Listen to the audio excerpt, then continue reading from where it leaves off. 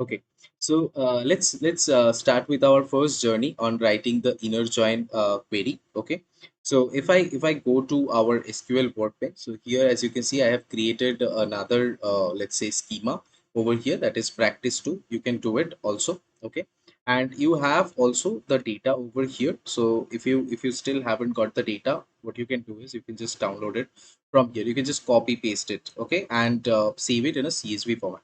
Okay, now let's try to use our inner join query. Okay, so first what I'm going to do is I'm going to use the practice 2. Okay, and in the practice 2, if I just open it, in the practice 2 we have two data. Okay, one is the customer data and one is the orders data, as you can see over here. So this is our orders data and this is our customers data. Okay, so I'm going to use the practice 2. So it is currently in use. As you can see, it's folded.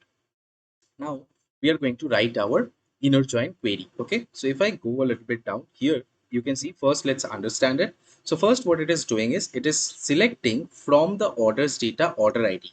Now let me explain something. So if I write select order ID, okay, if I just write order ID, let me first to select all from the orders. Okay, and then let's try to run it. Okay, so we have the order ID. Now, if I put it like this, copy the field name, select order ID, and then what it is doing is it is also selecting the customer name. So so in the customer data, if I try to run this one again, let me try to run select all from the customers data. And if I try to run this one, you'll see here we have the customer name. Okay. Now we are going to go with the contact name, let's say. So what we are doing, we are selecting the order ID, comma, the contact name. Now from which table? So there are two tables I'm using, right? So now in order to do that, okay, what we will have to do is we will have to mention from which table we are fetching this column names. Okay. So what I'll have to write is orders dot order ID, because I'm taking it from the orders table. Okay, now same from the customers, I will have to write customers dot customer name. Okay, from, so select order ID and customer name from. Now we are going to write from orders. Okay, then we are going to use the inner join. Okay, so we have already written from orders, and then we are going to use the inner join. And in inner join, what we are going to do is we are going to do customers on orders dot customer ID and customers dot customers ID. Okay, so what we are doing is, let me try to write it down first. Customers on customers dot let me try to take it from here, customer ID, and then we will have to write equal to orders dot uh, customer ID, right?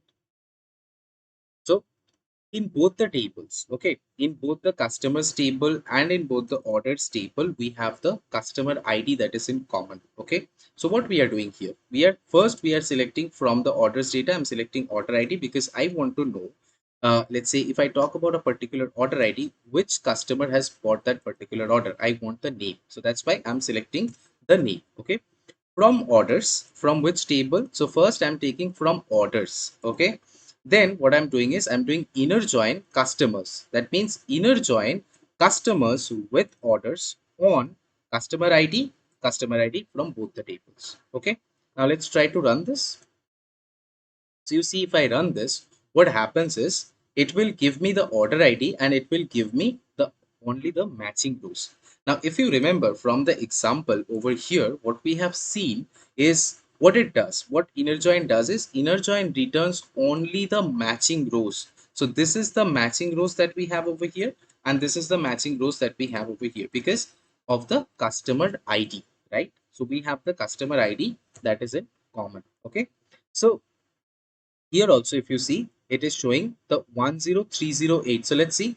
Here you see 10308 is the order and it was bought by whom? Anna Trujillo, right? And if you see also here, it is Anna Trujillo. Okay.